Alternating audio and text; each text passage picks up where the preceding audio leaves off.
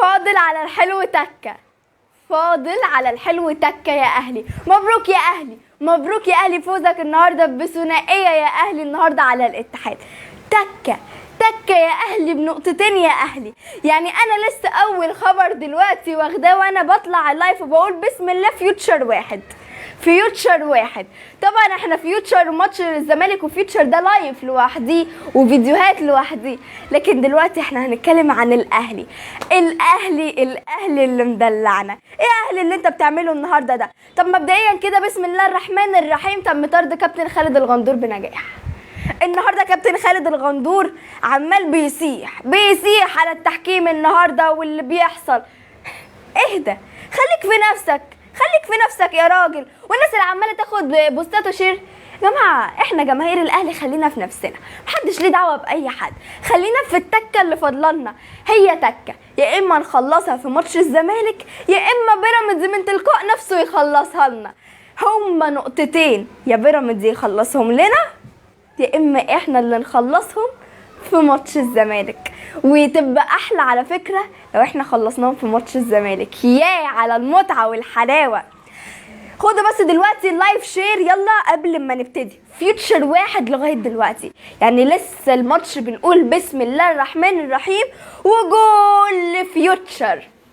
الله الله عليك يا اهلي وعلى حظك يا اهلي. بص يا اهلي، انت الدنيا بتحبك يا اهلي، علشان كده ربنا بيكرمك. هندخل على طول في تشكيل المباراة. الشناوي في حراسة المرمى، هاني وعبد المنعم وياسر ومعلول. في الدفاع ديانج وكندوسي وفخري في خط الوسط، وتاو والشحات وينجين، وعندنا كهربا مهاجم صريح. الشوط الاول لو هنبتدي نتكلم فيه بسم الله الرحمن الرحيم. بصوا يا جماعة، هنبتدي بكولر. انا بتكلم بسرعه علشان الحق اتفرج على ماتش الزمالك وفيوتشر، على المتعه. بنتفرج على المتعه يا جماعه، من احلى الماتشات اللي اتفرج عليها ماتشات الزمالك والله يا جماعه، الحلاوه دي.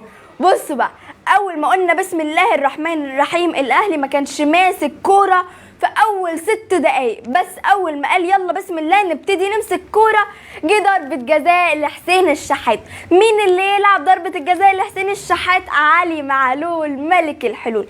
بيلعب علي معلول وطبعا مش بيخيب املنا، وبيجيب الهدف الاول للنادي الاهلي في الدقيقه 9. الاهلي بقى يبتدي علشان يضغط، ما شاء الله الجون التاني يجي في الدقيقة 12 للأهلي. الجون جه من ضغط من محمد فخري، اسيست لبيرسي تاو، وبيرسي تاو يديها على طول لكهربا، وكهربا يحرز الهدف التاني للنادي الأهلي. ايه يا حلويات يا كنافة وقطايف، ايه الجمال اللي انتوا بتعملوه النهاردة ده. كولر ده اول واحد انا هبتدي بيه في مباراة النهاردة. كولر يا جماعة عنده ايجاد للحلول. كولر وهو من المدربين العظام اللي مسكوا النادي الاهلي. كولر بيختار الوقت المناسب اللي ينزل فيه اللاعب، لانه عارف كويس امتى اللاعب ده هينزل، عشان عارف ان في الوقت ده اللاعب هيتألق. فعلشان كده كولر منزل محمد فخري النهارده الشوط الاول في تشكيل اساسي، منزل محمد فخري النهارده. نيجي نتكلم بقى على محمد فخري. محمد فخري نجم من نجوم الشوط الاول زي ما بقول لكم كده. 7 مباراة يلعبها محمد فخري مع النادي الاهلي، تمريراته الى حد ما كويسه جدا. غير كده بيهاجم كويس، عامل قلق للاتحاد. نيجي بقى نتكلم عن خط وسط النادي الاهلي. خط وسط النادي الاهلي الحمد لله كويس جدا. حمدي فتحي كان هو دايما اللي بيشوط من جوه ال 18، ودي حاجه كلنا عارفينها. من بعد ما مشي حمدي فتحي للوكر القطري، ومن نجاح لنجاح لحمدي فتحي، لكن ما لقيناش حد بقى بيشوط من جوه ال 18 وتسديدات صاروخيه كده. النهارده بقى كولر ابتدى اللي هو لا انا عندي، ابتدى ان هو يخلي الوينجين عندنا اللي يشتغلوا، بيرسي تاو وحسين الشحات هم اللي يشوطوا من جوه ال 18. قبل كده كان في من بعد ما يعني قبل المباراه دي، من بعد ما حمدي مشي، كان في ديانج هو اللي كان بيشوط، ولكن ما كانش بيظبط مع ديانج، لان ديانج يعني دفاعيا بيحاول اكتر من هجوميا. ديانج بينجح دفاعيا اكتر من هجوميا، فعلشان كده ما نجحش ان هو يأدي مكان حمدي فتحي. المواجهه دي النهارده ما بين الاهلي والاتحاد، دي المواجهه رقم 120 ما بين الفرقتين، وهعمل لكم احصائيات، احتمال كبير اعمل لكم احصائيات بقى عن الفوز وكده. بس اخر 5 ماتشات الاهلي لعبهم مع الاتحاد الاهلي كان كسبان فيهم، ومنهم ثلاثيتين ما شاء الله. نيجي بقى لحته معلول طبعا اللي سجل الهدف الاول وابتدى وافتتح التهديف للنادي الاهلي. بصوا بقى معلول بالهدف اللي احرزه 34 هدف معلول بيسجلهم مع النادي الاهلي في بطولة الدوري.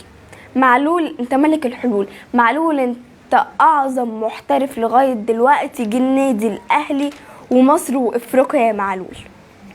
الحلاوة دي. كندوسي تفويتاته عالمية على فكرة.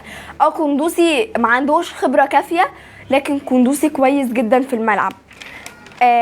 الاهلي كان ممكن ما يخلصش الشوط الاول ب2-0 بس، لا كان ممكن الشوط الاول يخلص 3 و4 وبسكور اعلى من كده. في فرص كتير، كان في انفراد كامل لكهربا في الدقيقه 60 بصاها، يعني انفراد كامل لكهربا بصاها الكندوسي، ولكن كندوسي ما عرفش ان هو يتمكن منها. بانفراد تاني لكهربا في الدقيقه 62. كهربا كان عامل على فكره ماتش كويس جدا، عشان كده بقول ان من احلى الاجوان برضو اللي بقت بتيجي جوان كهربا يا جماعه. كهربا بقى بيعمل جوان عالميه على فكره. اي نعم ما بتظبطش معاه في كل الوقت، انا عماله ابص هنا على ماتش دلوقتي الزمالك وفيوتشر، اي نعم ان لا مش بتظبط في كل الوقت مع كهربا، ولكن لما كهربا بيجيب جون فلا الجون بيبقى عالمي الصراحه. بيرسي تاو هو مان اوف ذا ماتش. ضربة جزاء لفيوتشر الحكم ما احتسبهاش. مين الحكم؟ احنا مش عارفه اقول ايه. انا هتفرج لكم على المباراة وهطلع احلل لكم المباراة من بعدها على طول.